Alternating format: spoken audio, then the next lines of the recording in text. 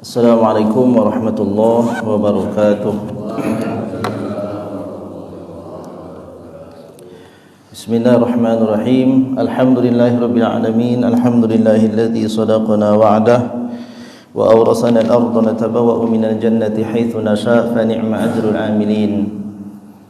Asyhadu an la ilaha illallah wahdahu la syarika lah wa asyhadu anna sayyidana wa maulana Muhammadan 'abduhu wa rasuluh la nabiyya wa la rasula ba'dah, amma ba'du. Para asatidz yang saya muliakan, jamaah salat subuh yang dirahmati Allah Subhanahu wa taala. Alhamdulillah, pada pagi hari ini kita bersama-sama bisa hadir melanjutkan kajian kita dalam majelis subuh. Mudah-mudahan kehadiran kita ini ikhlas karena Allah Subhanahu wa taala, sehingga Allah lah yang memberikan balasan yang terbaik untuk kita semuanya.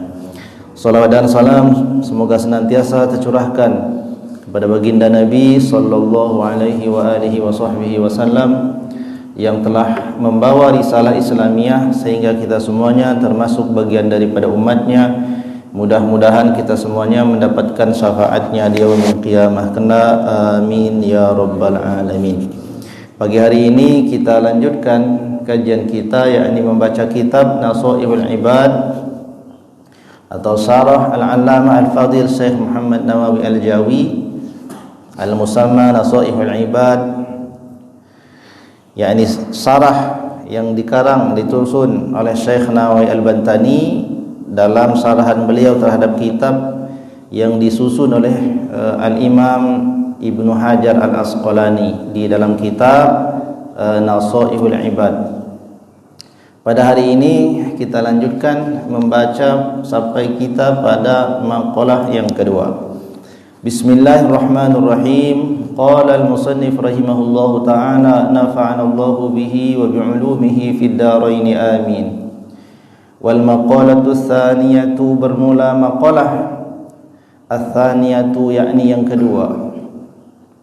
Qala an-nabiyyu alaihi salam, telah bersabda baginda Nabi sallallahu alaihi wa alihi wa sahbihi wasallam, alaikum bimujalasatil ulama ayil amilina wastima'i kalamil hukama'i ayil alimina bizatillahi ta'ala al-musibina fi aqwalihim wa af'alihim, fa inna Allah ta'ala yuhyil qalbal mayyita binuril hikmati ay al-ilmun nafi' kama yuhyil arda al-maitata bima'il matar.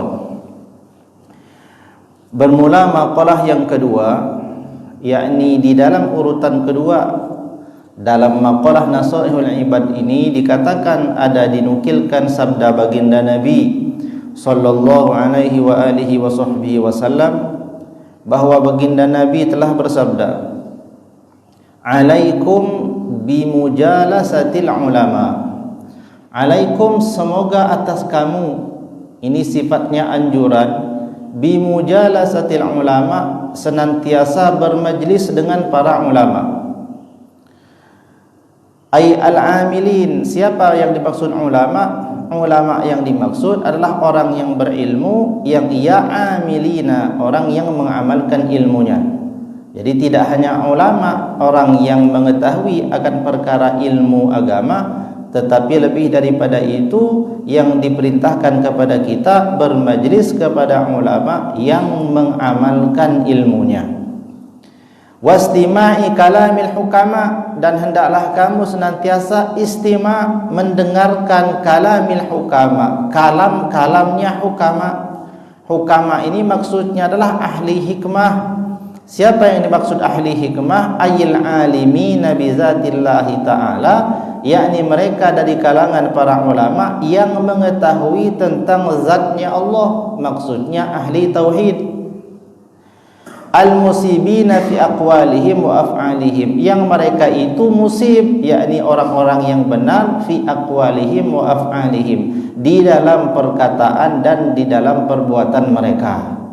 Jadi hendaklah kamu semua senantiasa bermajlis dengan para ulama. Siapa ulama yang dimaksud? Adalah ulama yang mengamalkan ilmunya, dan diperintahkan kita untuk istima' kalamil hukama, mendengarkan dengan betul-betul penuh penghayatan akan kalam-kalam, yakni ucapan-ucapannya para hukama, orang-orang yang telah sampai pada derajat bijaksana. Siapa orang yang telah dikatakan orang yang bijaksana itu? Al-alimina bizatillah. Mereka adalah orang-orang yang telah mengetahui hakikat tentang zatnya Allah. Al-musibina fi aqwalihim wa af'alihim. Dicirikan mereka itu adalah orang yang benar di dalam perkataan dan di dalam perbuatannya. Mereka inilah orang-orang yang senantiasa harus kita bermajlis kepada mereka dan mendengarkan kalam-kalam mereka, di mana kita tahu bahwasanya kita ini bisa untuk bermajlis dengan para ulama itu, yakni dari para guru-guru kita yang kita ketahui memang guru kita adalah orang yang alim dan mengamalkan ilmunya. Kemudian daripada mana kita mendengarkan kalam-kalam orang-orang yang telah ahli hikmah itu? Ya daripada pertama daripada kitab-kitab yang telah mereka susun yang menjadi warisan mereka sampai akhir zaman. Kita mendengarkan ini perintah baginda Nabi. Jadi ketika kita diperintahkan bermajlis dengan para ulama, maka ini adalah sesuatu yang mulia ketika kita bermajlis dengan ulama. Ketika kita mendengarkan istima', yakni wastima'i kalamil hukama, senantiasa mendengarkan kalam-kalam orang-orang yang telah ahli hikmah, yakni orang yang mengetahui akan zatnya Allah dan benar atas mereka itu di dalam perbuatan dan perkataannya, maka itu adalah sesuatu yang mendatangkan kemuliaan. Jadi kita duduk-duduk dalam majlis-majlis ilmu itu perintah baginda Nabi dan mulia kita karenanya. Kemudian kita mendengarkan kalam-kalam mereka para ulama adalah sesuatu yang mulia dan menjadikan kita pun jadi mulia. Kenapa kita diperintahkan ini? Fa innallaha ta'ala, maka sesungguhnya Allah Subhanahu wa taala yuhyil qalbal mayyita, akan menghidupkan hati yang mati binuril hikmah, dengan cahaya hikmah. Mana cahaya hikmah itu? Cahaya hikmah itu hanya ada pada mereka yang telah ahli hikmah. Siapa mereka yang ahli hikmah? Ya tadi orang yang telah mengerti betul tentang zat Allah dan mereka telah benar dalam perkataan dan di dalam perbuatannya. Mereka itulah orang-orang yang mulia, yang oleh sebab mereka itulah hati yang mati menjadi hidup. Jadi hati yang mati adalah hati yang sudah tidak lagi sensitif terhadap perintah dan tidak lagi sensitif terhadap larangan. Ketika ada perintah biasa saja dengar perintah itu. Kalau dia langgar biasa saja, enggak ada rasa penyesalan yang dalam di dalam hatinya disebabkan ia telah melanggar. Ini ciri hati yang mati. Nah, hati yang mati itu bisa hidup dengan jalan ketika ia bermajlis dengan para ulama dan mendengarkan kalam-kalam mereka. Inilah kepentingan kita terhadap majlis ilmu dan terhadap majlisnya para ulama itu, supaya hati kita yang telah kering dan gersang ini bisa menjadi hidup lagi. Apa yang dimaksud dengan nuril hikmah? Yakni al-ilmun nafi', ilmu yang manfaat. Ilmu yang manfaat, yang mana ilmu yang manfaat? Ya, di dalam kitab yang lain seperti Imam Al-Ghazali menjelaskan, itu ilmu yang bermanfaat itu yang pertama ma yazidu fi khaufika 'ala Allah taala. Ilmu manfaat itu ilmu yang ketika kita dapat menambah rasa takut kita pada Allah. Ilmu manfaat. Yang kedua, ilmu yang kita dapatkan ketika kita dapatkan kecondongan kita terhadap dunia jadi kurang, bukan jadi bertambah. Sebaliknya, kecondongan kita terhadap akhirat menjadi semakin tinggi. Nah, itu ilmu manfaat namanya. Nah, itu namanya cahaya. Kama yuhil ardal maitata bima'il matar, sebagaimana akan dihidupkan akan bumi yang gersang dan mati dengan adanya curahan air hujan. Jadi benar-benar akan hidup hati kita kalau kita mendengarkan kalam-kalam para ulama, bermajlis dengan mereka, sebagaimana bumi ini pasti jadi hidup dengan adanya kucuran hujan. Ini sabda baginda Nabi. Jadi kalau sekarang musim kemarau kita lihat di mana-mana ada kebakaran, kering kerontang. Sesaat setelah hujan turun maka akan ada kehidupan. Bahkan kita kadang-kadang melihat Pada suatu tempat yang biasanya digenangi air itu kering, kadang-kadang berbulan-bulan kering sampai keras itu tanahnya. Begitu datang air hujan, satu kali hujan, kok aneh, langsung ada ikan di dalamnya. Nah, dari mana itu kehidupan yang seperti itu? Maka Allah Subhanahu wa taala menjadikan air itu menjadi sebab kehidupan. Sebagaimana air itu menghidupkan tumbuh-tumbuhan yang gersang tadinya, begitu jugalah kalam dan nasihat ulama menghidupkan hati yang mati. Jadi kalau kita tanyakan hati kita ini sudah tidak sensitif lagi dengan perintah Allah dan tidak sensitif lagi terhadap dosa, maka obatnya satu, datang kepada majelis-majelisnya para ulama, mendengarkan kalam-kalam para ulama. Nah, ini salah satu riwayat. Wa fi riwayat At-Tabrani, dan di dalam riwayat Imam At-Tabrani an Abi Hanifah, daripada Imam Abi Hanifah Nu'man. Jadi Imam Abu Hanifah atau dikenal dengan Imam Hanafi, ada perkataannya dalam riwayat Imam Tabrani, beliau berkata, jalisul kubaro, duduk-duduklah kamu dengan al-kubaro. Al-kubaro ini bukan orang sombong maksudnya, tapi orang-orang besar di antara orang-orang yang besar, ulama-ulama besar. Wasailul ulama, dan bertanyalah kamu kepada para ulama. Wa khalitul hukama, dan berbaurlah kamu, bercampur baurlah kamu dengan para hukama, yakni orang-orang yang ahli hikmah tadi. Wa fi riwayatin, dan dalam satu riwayat dikatakan jalisul ulama, duduklah kamu bersama para ulama. Wa sahibul hukama, dan bertemanlah kamu dengan para hukama, yakni ahli-ahli hikmah. Wa khalitul kubara, dan bercampur baurlah kamu dengan orang-orang besar. Siapa yang orang-orang besar? Dikatakan di sini fa innal ulama'a salasatun, karena sesungguhnya ulama itu ada 3. Jadi jenis ulama itu ada 3. Fa innal ulama'a salasatu aqsam, maka sesungguhnya ulama itu terbagi pada 3 bagian. Yang pertama, al ulama'u bi ahkamillahi ta'ala wa hum ashabul fatwa. Kelompok ulama pertama adalah mereka yang mengetahui akan seluk-beluk hukum-hukum Allah. Wa hum ashabul fatwa, mereka disebut dengan ahli fatwa. Jadi orang yang mengerti akan hukum-hukum Allah disebut ahli fatwa. Hukum maksudnya hukum syariat, hukum fikih. Ini halal, ini haram, ini wajib, ini sunnah, ini makruh, ini mubah. Mereka yang paham akan hal itu disebut ahli fatwa. Ini kelompok ulama pertama. Yang kedua, wal ulama'u bi zatillahi faqat, ulama yang hanya mengerti tentang zat Allah saja. Wahum al-hukama, mereka inilah yang disebut dengan hukama, itu orang yang mengerti tentang zat Allah, sudah maksudnya ma'rifat kepada Allah Subhanahu wa taala. Jadi ada ulama itu yang enggak ngerti fikih, kurang pemahaman tentang fikihnya, kurang. Artinya dia tidak mengeluarkan fatwa, dia hanya mengerti ilmu fikih itu berkaitan dengan yang pokok-pokok saja. Tentang yang wajib aja, fikih salat, fikih zakat, fikih puasa, fikih haji, yang sifatnya fardu ain dia tahu.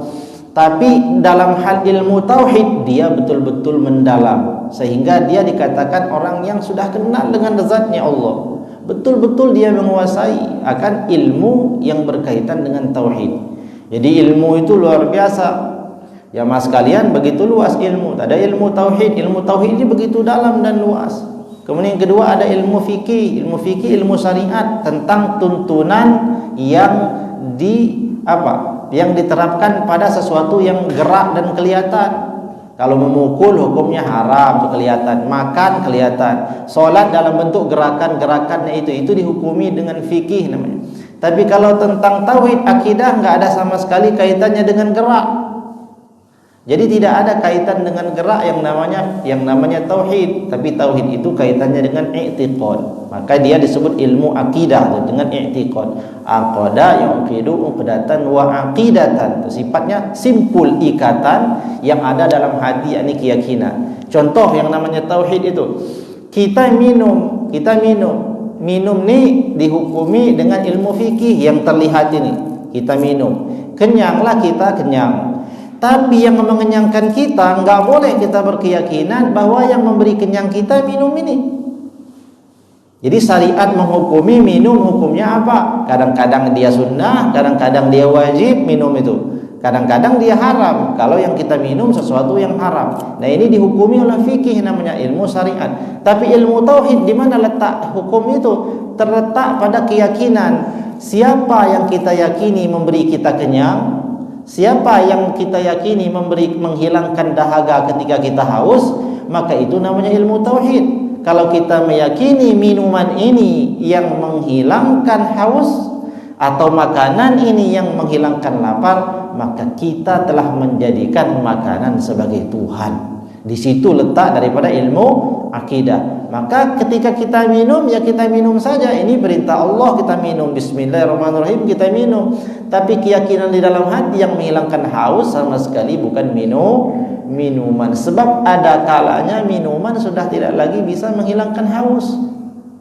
Ada kalanya makanan sudah tidak lagi menjadikan kita kenyang. Kapan? Ada saatnya. Di mana saatnya itu? Ya ketika nanti dekat-dekat dengan sakaratul maut. Orang sakaratul maut minta minum, haus, dia tidak akan hilang dahaga itu, disebabkan dia minum seberapa banyak dia minuman.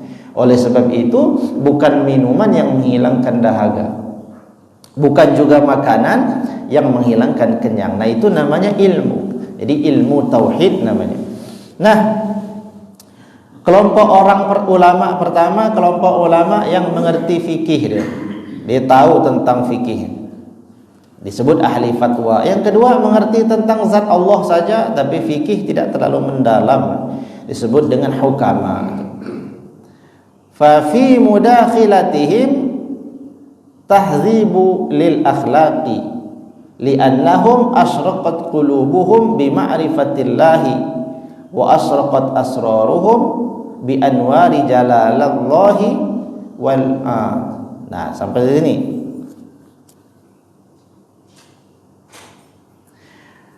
Hidup bersama mereka, yakni orang-orang yang ahli hikam tadi itu, akan menyebabkan kita, menghantarkan kita kepada memiliki akhlak yang mulia. Bergaul dengan mereka itu, maka akhlak kita akan jadi mulia. Li'annahum, karena sesungguhnya mereka itu asraqat qulubuhum, hati mereka telah terang benerang bima'rifatillah, dengan cahaya Allah, mengenal Allah tadi. Wa asraqat asraruhum bi anwari jalalallah, dan telah menjadi terang hati mereka itu dengan cahaya ketinggian Allah Subhanahu wa taala di dalam sir mereka. Jadi dalam rahasia, di dalam hati mereka yang terdalam itu telah mengenal hakikat Allah Subhanahu wa taala. Mereka sudah tidak lagi merasa sedih, sudah tidak lagi merasa takut. Kenapa? Karena mereka benar-benar tahu bahwa hakikat yang ada itu semua sesuatu yang telah Allah tetapkan bakal terjadi. Ketika mereka ditimpa sakit, mereka syukur atas sakit itu. Alhamdulillah, apa yang Allah janjikan dahulu kepadaku telah sampai. Ketika dia disembuhkan, dia bilang lagi, Alhamdulillah, apa yang Allah janjikan kepadaku dahulu, bahwa hari ini aku mendapat kesembuhan, telah sampailah ia. Begitu juga dalam hal lain, tidak ada kekhawatiran dan takut di dalam hati mereka. La khaufun alaihim wala hum yahzanun. Tidak ada rasa takut di dalam hati mereka itu, takut akan dunia, maksudnya takut akan bencana, takut akan musibah, tidak ada. Dan tiada pula mereka itu bersedih hati, ya hidupnya lempeng aja. Nah, itu rahasia guru-guru kita itu. Kok kenapa gitu? Kok heran, kayak nggak pernah ada masalah. Padahal sudah Nabi nyatakan orang paling berat ujian di muka bumi adalah para rasul, para nabi, dan orang-orang yang bersama mereka, di antara para ulama yang menyebarkan daripada ajaran mereka. Jadi jangan pernah mimpi nggak dapat ujian. Jangan pernah berprasangka guru-guru kita terdahulu itu nggak ada ujiannya. Tidak ada bandingannya ujian mereka dibandingkan ujian kita. Tapi karena ilmu mereka telah sampai pada ma'rifat, mereka tidak lagi terlalu berat menghadapi itu. Allah berikan keteguhan dan kekuatan pada orang-orang beriman itu sebagaimana tingkat keimanannya. Jadi dia akan menjadi orang yang terus menerus dalam keadaan tenang. Semakin hari semakin tenang, kita sebut dewasa. Orangnya sudah lebih dewasa. Kalau dulu bupak, kalau dapat ini sekarang sudah lebih dewasa. Sebenarnya bukan itu, imannya yang tambah kuat. Jadi imannya sudah tambah kuat, diikuti dengan bertambahnya ilmu. Jadi ilmu bertambah, pasti iman itu bertambah, pasti. Kita nggak bisa merasakan, tapi pasti bertambah. Setiap ada ilmu masuk ke dalam hati kita, setiap itu pula lah meningkat keimanan kita. Dan setiap meningkat keimanan kita, bertambah tenang hidup kita di dalam menghadapi sesuatu. Bagaimana tidak tenang orang yang arif itu? Dia sudah Allah kasih tahu. Oh sakit, langsung dalam hati terbesit sakit. Ini kan dulu sudah Allah tetapkan untuk saya, maka sekarang saya terima. Setelah sakit akan ada sembuh. Datang lagi sembuh, alhamdulillah. Inilah sembuh yang Allah janjikan dulu akan mendapati diriku, maka sembuh. Rizki tidak pernah dia khawatirkan, tidak pernah. Mereka itulah yang disebutkan Nabi, andainya kamu bertawakal pada Allah dengan tawakal yang sebenar-benarnya, niscaya Allah akan memberimu rizki sebagaimana Allah memberikan rizki pada seekor burung yang keluar dari sarangnya setiap pagi dalam keadaan perutnya yang kosong dan pulang dalam keadaan kenyang. Tidak akan ada burung yang keluar pagi dalam keadaan perutnya berisi, tidak ada. Tapi semua burung yang keluar dari sarangnya di pagi hari pasti dalam keadaan kosong, dan betul-betul kosong disebut dengan paruhnya itu. Tapi pulang nggak ada burung yang pulang sebelum kenyang. Dan pada jam yang sama burung itu selalu kembali ke sarangnya dalam keadaan kenyang. Seperti itulah kata Nabi, kalau kamu punya rasa tawakal pada Allah dengan tawakal yang sebenar-benarnya, maka pasti Allah akan memberimu rizki sebagaimana burung pergi pagi dalam keadaan lapar, pulang dalam keadaan kenyang. Nah mereka telah meyakini ini 100%. Kalau kita 50, nah tambah sedikit lah 60 gitu. Insya Allah saya ini tawakal pada Allah, bakal dapat rezeki. Tapi di hati masih gelisah, ya. Nah berarti kita belum sampai, ya, belum sampai pada puncak keyakinan yang sesungguhnya. Nanti pada saat kita sampai pada puncaknya itu, maka benarlah kita akan menjadi orang yang tenang saja, nggak punya apa-apa, tenang. Tapi syaratnya takwa pada Allah, ya. Bukan seperti orang yang tamanni. Tamanni itu orang fasik, enggak takwa dengan Allah, tawakal. Nah, bagaimana mungkin mati benar enggak makan? Tapi syaratnya takwa, ya. Wa may yatawakkal 'ala Allah fa huwa hasbuh. Jadi takwa kepada Allah itu yang dicukupi. Jangan berkhayal tidak takwa bakal dicukupi Allah dengan jalan tidak bekerja. Jangan harap. Ya, jangan harap. Kenapa? Karena itu semuanya adalah sesuatu yang dinisbatkan pada ketakwaan. Jadi oleh sebab ketakwaannya itu Allah akan memberinya perkara-perkara yang dia perlu. Nah, ini orang-orang yang sudah bijak tadi itu, hukama, mengerti betul tentang ilmu tauhid.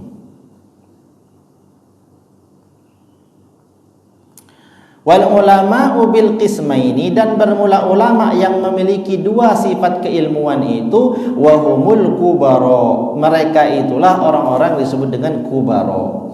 Jadi ulama yang ahli fikih saja disebut ahli fatwa, ulama yang ahli tauhid saja disebut hukama, orang yang ahli fikihnya iya, ahli tauhidnya juga iya, disebut kubaro. Dialah disebut dengan ulama besar. Fa inna mukhalatata ahlillahi, maka sesungguhnya dengan mencampuri atau bergaul dengan ahlillah, orang-orang yang ahli pada Allah tadi, orang-orang yang telah betul-betul dekat pada Allah, taksibu ahwalan saniyah, akan menyebabkan orang tersebut memiliki ahwal, keadaan diri yang terpuji.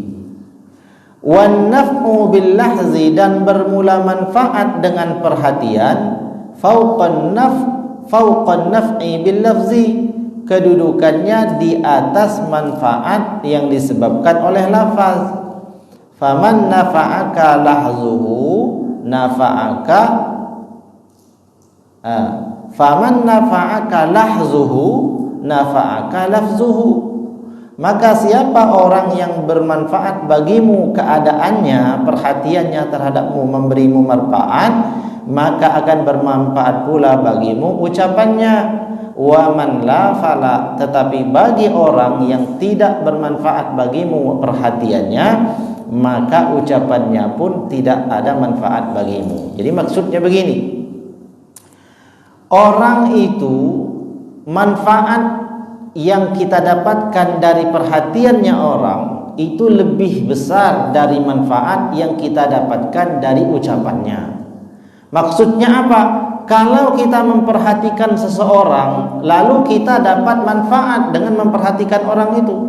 Dari tingkah laku orang yang kita panuti itu kita dapat manfaat hanya dengan melihatnya saja. Akhlaknya ketika berjalan, akhlaknya ketika berbicara, akhlaknya ketika apa? Ketika ia itu mendapatkan ujian, kita terkesima dengan akhlak orang itu, maka manfaat yang kita dapatkan dari pandangan kita ketika kita takzim dengan orang itu, maka dia itu lebih besar manfaat itu ketimbang ucapannya. Maka siapa orang yang ketika kita pandang gak ada manfaat buat kita memandangnya, maka ucapan orang itu sama sekali tidak akan ada pengaruhnya untuk kita. Jadi kita itu umpama orang tua kepada anak. Orang tua kepada anak itu kan luar biasa takzimnya. Kita melihat orang tua kita saja, kita sudah tidak perlu lagi mendapat ucapannya, kita dapat pelajaran yang luar biasa daripada akhlak mulianya. Nah, ketika kita sudah ada perasaan itu dalam hati kita, jangankan ucapannya, ya, perilaku yang seperti itu sudah membawa manfaat bagi kita. Tapi dari orang yang sebaliknya, ketika kita lihat justru kita tidak ada sama sekali dapat manfaat darinya karena akhlaknya buruk dan lain sebagainya, maka ucapannya, yakni nasihatnya yang disampaikan kepada kita, itu sama sekali nggak akan ada pengaruhnya buat kita. Oleh sebab itu kita memang diperintahkan bermajlis itu bukan kepada sembarang orang. Yang diperintahkan adalah alaikum bimujalasatil ulama. Hendaklah kamu senantiasa bermajlis dengan ulama, yakni ulama yang mengamalkan ilmunya, wastima'i kalamil hukama, dan yang diperintahkan untuk kita dengar adalah kalamnya hukama. Kalamnya siapa? Kalamnya para ahli hikmah, bukan hanya sekedar ceramah. Ya. Kalau ceramah itu perkataannya bisa dilatih dan lain sebagainya, tapi akhlak yang tampil pada diri seseorang yang menyampaikan ilmu itu, itulah yang membekas pada diri kita, dan itu sudah hukumnya begitu memang. Masa iya kita ini lihat orang nyuri, lalu kemudian besoknya datang dia menasihati kita, takwalah kamu kepada Allah, sesungguhnya ketakwaan itu membawamu kepada keselamatan. Kira-kira rasanya apa? Setan kan banyak menggoda kita. Allah, kamu juga begitu kemarin nyolong. Meskipun itu juga bukan perkara yang baik untuk kita pelihara perasaan itu, karena kita nggak tahu. Jangan-jangan kemarin dia memang mencuri, malamnya sudah bertaubat ya, dan sudah Allah terima taubatnya. Kita terus berhusnuzon. Tapi namanya manusia itu masih ada hawa nafsu dalam hatinya, dan masih ada setan yang ikut terus. Dia kemarin yang nyolong, katanya gak usah kamu dengar omongannya. Maka diperintahkan pada kita itu bermajelis pada ulama, dan yang kita dengar kalamnya hukama. Hukama siapa? Yang kita pandang baik, ucapannya pun baik. Maka kita itu sejuk dengar ucapannya. Dari mana kita dapatkan itu? Nah, maka itu yang menjadi salah satu alasan saya sendiri, nasihat yang paling tidak ada sampahnya. Maksudnya tidak ada sampah itu, nggak ada perkara yang harus dibuang ketika membaca kitab. Ketika kita membaca kitab dan sarahan kitab, tidak ada satu kalimat pun yang layak untuk dibuang. Semuanya langsung bisa kita telan semuanya. Terus dengan akibat kita menelan itu, kita akan semakin yakin kepada Allah Subhanahu wa ta'ala. Adapun yang lain kita bisa dapat nasihat juga, tapi nasihat yang sudah bahasa kita itu sudah kita tutup mata kita. Kalau dia bilang makan, kita makan aja udah. Selamat ya selamat itu. Kenapa? Karena dari cara mereka menuliskan pun tidak bisa mereka tuliskan itu walau lebih satu huruf. Jangankan ada kalimat yang sia-sia yang dicantumkan dalam kitab, lebih satu huruf pun nggak bisa. Kenapa? Ketika sudah masuk umpama huruf alif lam, maka dia sudah menjadikan itu kalimat jadi ma'rifat. Ketika dia kalimat sudah jadi ma'rifat, berarti sudah jelas yang dijelaskan itu A. Tapi ketika hilang satu huruf, maka dia akan sudah ada dipalingkan pada makna yang lain. Jadi jangankan mereka itu mau berbohong, sengaja saja tidak bisa. Jadi semua yang dikatakan itu adalah mutiara yang betul-betul menjadi perhiasan hidup kita. Nah, ini daripada keberkahan pada ilmunya mereka para ulama. Nah, kita membaca kitab sudah ratusan tahun daripada mereka tulis dan terus-menerus setiap hari, baik dari kalangan pelajar sampai kalangan ulama membaca kitabnya dan merenungkan terus daripada nasihat mereka itu. Jadi kita sama-sama dengar nasihatnya, tinggal kita amalkan. Nah, kita selamat ya, insyaallah kita selamat. Jadi ulama yang mengerti betul tentang Allah dan tentang hukum-hukum fikih adalah mereka disebut humul kubara, orang-orang besar tadi. Mencampuri mereka menyebabkan akhlak kita jadi mulia. Memandang mereka atau kita dipandang mereka itu membawa manfaat bagi kita. Jadi bayangkan kita ini dipandang oleh mereka saja, orang yang sudah seperti itu akan berdampak baik buat kita. Jadi kita itu dipandang saja sudah membawa manfaat bagi kita. Wa kana As-Sahrawardi, dan adalah Imam As-Sahrawardi itu seorang ulama terkenal, ulama besar. Yatufu fi ba'di Masjidil Khaif. Pekerjaannya sering keliling di antara masjid Khaif. Masjid Khaif itu dulu masjid yang di situ banyak berkumpul orang-orang mulia. Nah, Imam As-Sahrawardi pekerjaannya suka keliling-keliling masjid itu. Apa yang diharapkan?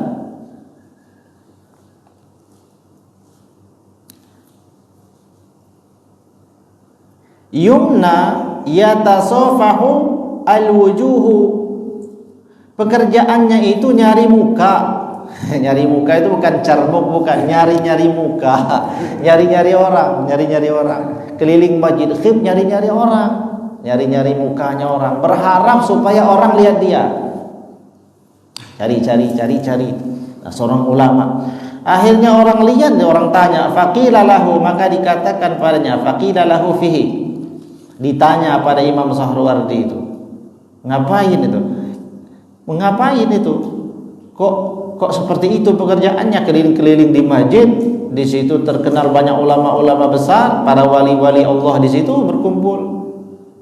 Pekerjaan keliling-keliling masjid, nyari orang. Kalau orang sudah lihat dia, sudah. Nanti dia ke situ lagi, dia lihat orang sudah lihat dia, sudah. Nah, orang heran ditanya pada dia.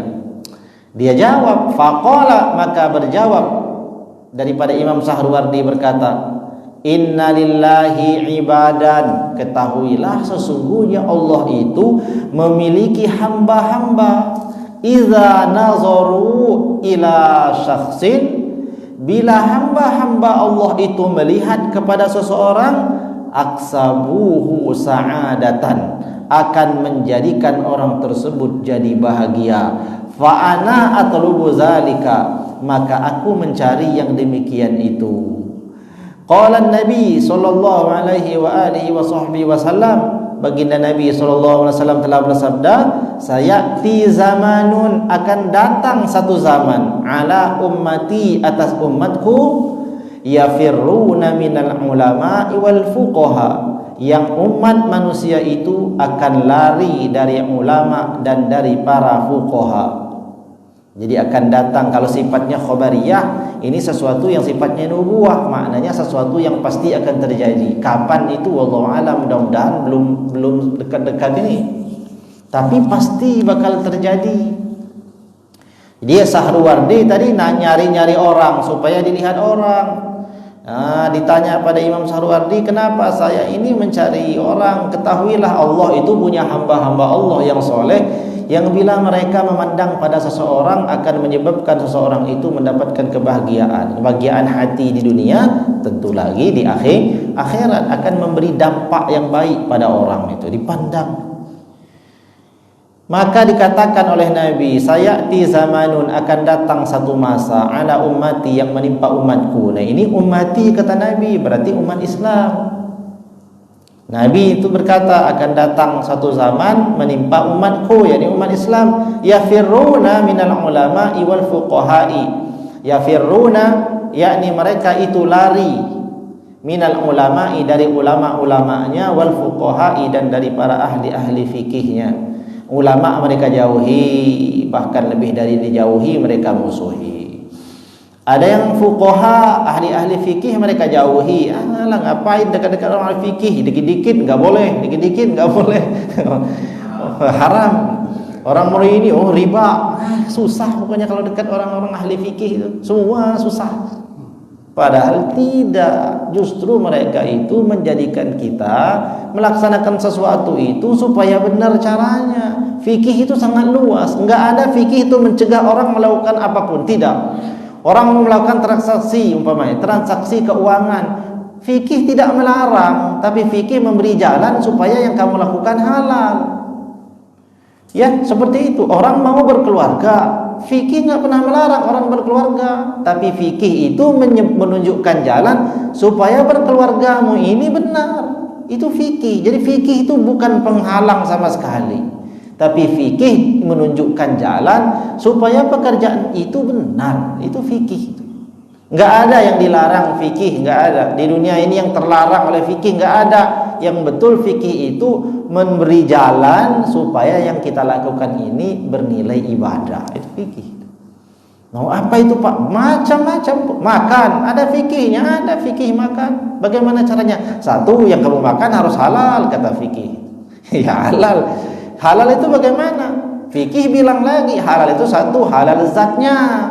Dia bukan daripada hewan yang nggak boleh dimakan, bukan minuman yang nggak boleh dimakan, tapi tetap boleh makan dan minum, boleh. Setelah itu bagaimana supaya halal? Cara nyarinya harus halal, nggak boleh dengan cara mencuri dan lain-lain. Tapi tetap dibolehkan mencari, itu fikih itu. Nah suatu masa tidak bisa ditolak juga karena ini nubuah. Orang-orang akan lari dari ulama. Orang nggak suka lagi dengan ulama, nggak senang lagi dengan ulama. Wal fuqaha, udah nggak senang lagi dengan fuqaha.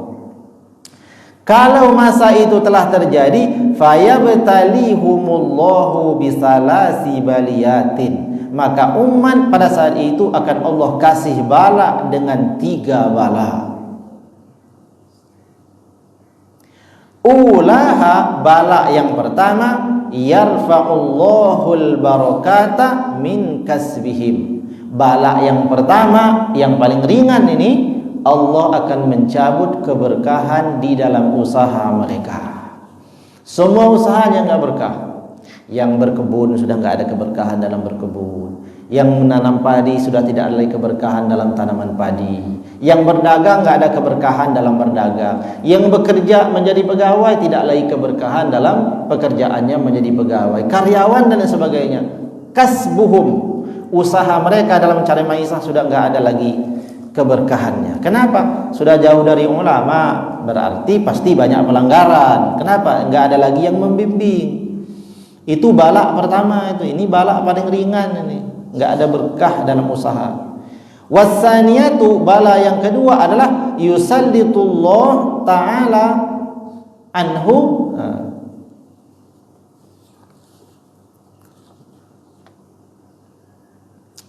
Ada yang hilang. Yusallitullahu ta'ala alaihim sultanan zaliman. Bala yang kedua, Allah akan menguasakan pada mereka penguasa yang zalim. Jadi kalau kita punya penguasa yang zalim, disebabkan kita sendiri. Kenapa? Kita sudah jauh dari ulama dan fuqaha. Kapan itu? Ya nanti. Mudah-mudahan enggak dekat-dekat ini. Wasalisatu, dan bermula yang ketiga daripada balanya, yakhrujuna minad dunya bighairi iman. Nauzubillah summa nauzubillahi min zalik. Ujian bala yang tiga yang paling berat adalah mereka akan keluar dari dunia bimakna mati bi ghairi imanin, dengan tidak membawa iman. Nauzubillah summa nauzubillahi min zalik. Inilah masa di mana seseorang itu sudah tidak lagi memiliki iman di dalam hatinya. Disebabkan itu mereka jauh daripada para ulama, jauh daripada para fuqaha. Walhasil untuk selamat itu enggak boleh jauh-jauh daripada ulama dan fuqaha. Maknanya semua tindakan kita dalam hidup harus ada tuntunannya, dan yang mengerti tuntunannya itu mereka para ulama. Nah, ini daripada maqalah yang kedua dari kitab Nasaihul Ibad.